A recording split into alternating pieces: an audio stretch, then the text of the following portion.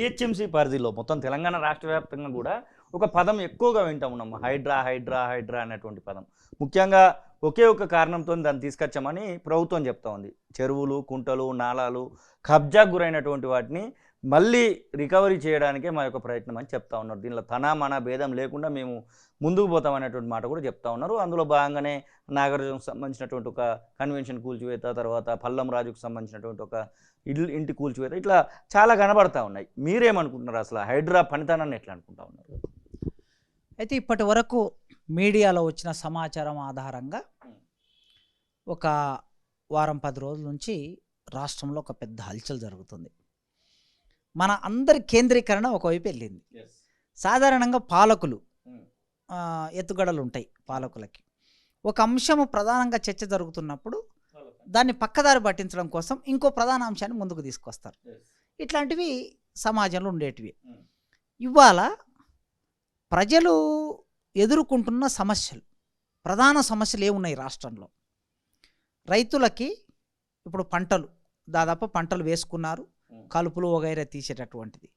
రుణమాఫీ జరిగింది. రుణమాఫీ 1,00,000 రూపాయలు అన్నారు, 1,50,000 అన్నారు, 2 లక్షల వరకు అన్నారు. ఇంకా పూర్తిగా అందరికీ రుణమాఫీ జరగలేదు అనే ఒక చర్చ ఉన్నది. అది ఎంతవరకు వాస్తవం అనేది ఫీల్డ్ రిపోర్టు నాకు కూడా పూర్తిగా తెలియదు. పేపర్లలో వస్తున్న సమాచారం ఆధారంగా మాత్రం మాట్లాడుతున్నాం. ఈ పేపర్లో వస్తున్న సమాచారం ఆధారంగా రైతులు కొందరు వాళ్ళే బయటకు వచ్చి మాకు ఇంకా పూర్తిగా రుణమాఫీ కాలేదు అంటున్నారు. ఇది ఒక చర్చ నడుస్తుంది. రెండో చర్చ, పంట వేయటం మొదలు కాగానే రైతు బంధు అనేది ఒకటి ఉండేది బీఆర్ఎస్ గవర్నమెంట్లో. దాన్ని ఇప్పుడు వీళ్ళు ఏమన్నారు? రైతు భరోసా అన్నారు. మరి రైతు భరోసా డబ్బులు అయితే రాలేదు. ఇది ఒక చర్చ నడుస్తున్నది రైతులకు సంబంధించినటువంటి. ఇక రెండోది, అన్ని విశ్వవిద్యాలయాలకు సంబంధించి వీసీలు తమ టర్మ్ అయిపోయి ఇప్పటికి మే 23వ తారీఖు నాడు అయిపోయింది. మే అంటే జూన్ వచ్చింది, జూలై వచ్చింది, ఆగస్ట్ వచ్చింది, ఇప్పుడు సెప్టెంబర్ కూడా అయిపోబోతుంది. అంటే ఎంటర్ అయినాం మనం. ఇది పరిస్థితి. 4 నెలల తర్వాత కూడా ఎందుకు విద్యారంగం మీద కాన్సన్ట్రేట్ చేయట్లేదు అనే ఇంకో 4వ చర్చ నడుస్తున్నది. ఇన్ని చర్చలు నడుస్తుంటే ఈ చర్చలన్నీ సబ్స్టైడ్ అయిపోయి ఒకటే దాని మీద ఇప్పుడు హైడ్రా హైడ్రా హైడ్రా అనేది ముందుకు వచ్చింది. ఓకే, మంచి చెడులు ఏమున్నా నిజంగా హైదరాబాద్ నగరాన్ని ఒకప్పుడు ఆంధ్ర వాళ్ళు, పెట్టుబడిదారులు, భూస్వాములు వచ్చి ఆక్రమించారు హైదరాబాద్ నగరాన్ని. తర్వాత తెలంగాణ నుంచి, గ్రామాల నుంచి పారిపోయి వచ్చిన దొరలు ఆక్రమించారు. తర్వాత హైదరాబాద్ నగరాన్ని మల్టీనేషనల్ కంపెనీలు ఆక్రమించినాయి. అమెరికా, జర్మనీ, జపాన్, ఇంగ్లాండ్ లాంటి దేశాల నుంచి వచ్చిన కంపెనీలు ఆక్రమించాయి. ఇన్ని ఆక్రమించినటువంటి హైదరాబాదును వారు ప్రెస్ మీట్లో ముఖ్యమంత్రి గారు మాట్లాడినప్పుడు నేను చూశాను. వారు మన ఇస్కాన్ టెంపుల్కు ఎక్కడికి వెళ్ళినప్పుడు మాట్లాడినప్పుడు కూడా చూశాను. భగవద్గీతలో చెప్పారు, అదే చేస్తున్నా అన్నాడు. మరి భగవద్గీతలో చెప్పిన చాలా పనులు చేస్తాడేమో నాకు తెలియదు. అవన్నీ చేస్తే మరి సమాజానికి సమస్య ఏర్పడుతుంది. అయితే హైడ్రా వరకు మనం పరిమితం అయితే వారు ఏం మాట్లాడారంటే, హైదరాబాదు గొప్ప నగరం, హైదరాబాదు సుందరమైన నగరం, హైదరాబాదు ప్రశాంతమైన వాతావరణం ఉండే నగరం. హైదరాబాదులో నడిబొడ్డులో నుంచి ఒక నది వెళుతూ ఉన్నది, మూసీ నది. ఈ మూసీ నది మొత్తము ఆక్రమణకి గురయ్యింది కనుక మన తర్వాతి భవిష్యత్తు తరాలకి మనం అందమైన హైదరాబాద్ నగరాన్ని అందించాలి, దానికోసం ఈ పని చేస్తున్నా అన్నాడు. నిజంగా ఆయన ఈ పని చేస్తే నేను ఆయనకు సపోర్ట్ చేస్తున్నా.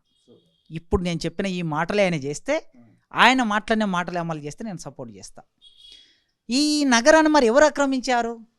మా ఎస్వి సత్యనారాయణ గారు ఒక పుస్తకం వేశాడు, అందులో కవిత రాశాడు. ఇచ్చోట ఒక నది ఉండేది, ఎవరు మింగేశారు? ఇక్కడ ఒక చెట్టు ఉండేది, ఆ వేళ్లను ఎవరు నరికేశారు?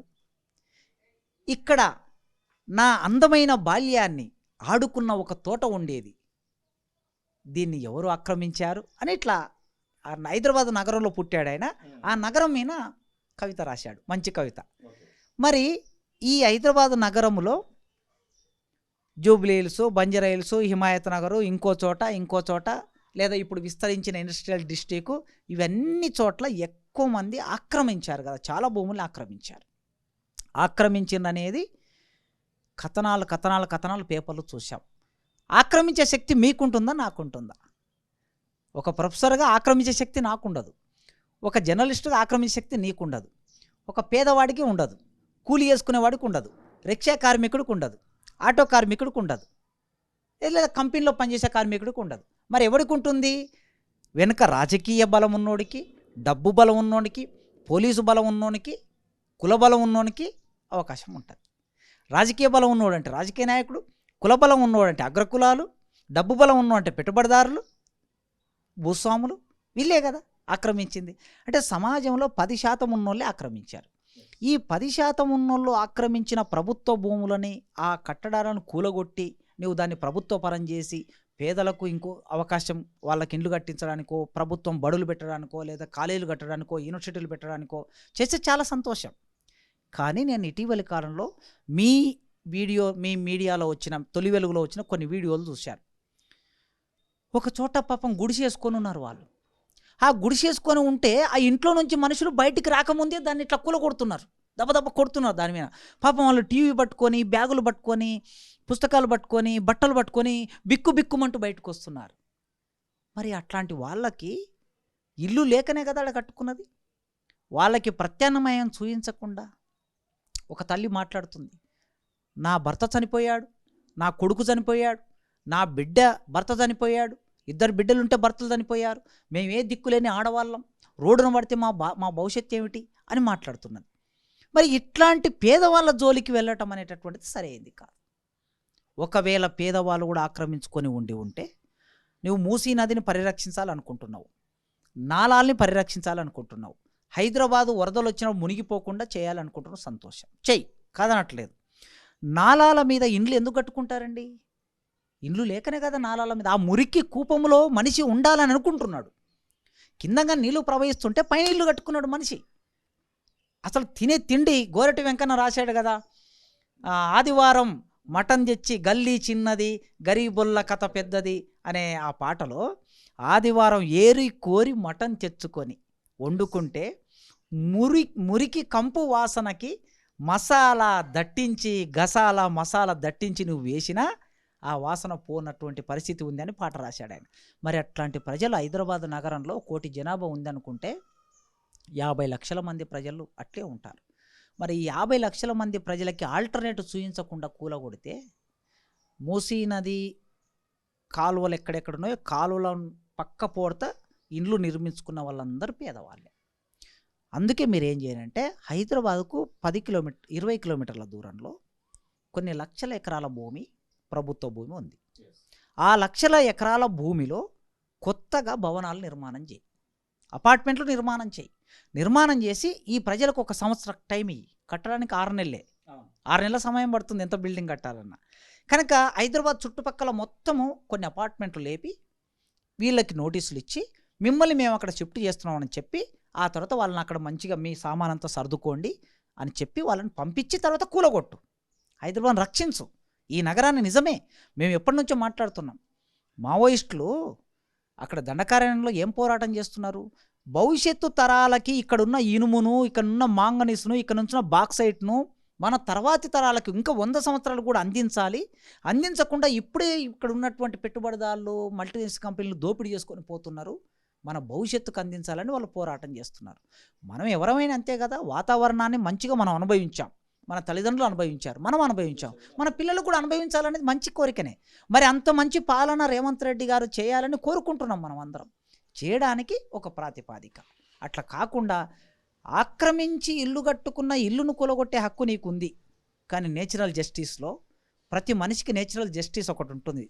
ఆ నేచురల్ జస్టిస్ ఏం చెప్తుందంటే, ఆయన కష్టపడి సంపాదించుకొని ఒక టీవీ కొంటాడు, నీవు ఇల్లు కూలగొడితే ఆ ఇంట్లో టీవీ పగలగొట్టే హక్కు నీకు లేదు. ఆ పిల్లవాడు పుస్తకాలు తెచ్చుకుంటాడు 10,000 పెట్టి, ఆ పుస్తకాలను మట్టిలో కలిపే హక్కు నీకు లేదు. వాళ్ళు కింద మినబడి కష్టపడి ఒక ఫ్రిడ్జ్ తెచ్చుకుంటారు, దాన్ని పగలగొట్టే హక్కు నీకు లేదు. కనుక సామాను మొత్తం క్షేమంగా బయటికి పంపించవలసిన బాధ్యత నీ మీద ఉన్నది. ఆ పని చేయమని ఈ సందర్భంగా కోరుకుంటూ హైదరాబాదు చుట్టుపక్కల విల్లాల పేరు మీద, సెజ్జుల పేరు మీద లక్షల ఎకరాల భూముల్ని పెట్టుబడిదారులు ఆక్రమించారు. ఫస్ట్ వాటిని బయటికి తీయనివ్వు. ఆ పెట్టుబడిదారుల కబంధ హస్తాల నుంచి భూమిని బయటికి తీసి, ఇదో 20,000 ఎకరాలు, 30,000 ఎకరాలు, 1,00,000 ఎకరాలు నేను బయటికి తీశానని చెప్పి తర్వాత ఈ పని చేయాలని కోరుకుంటాం. అసలైన తొలి వెలుగు Follow WhatsApp at Toli Velugu Official.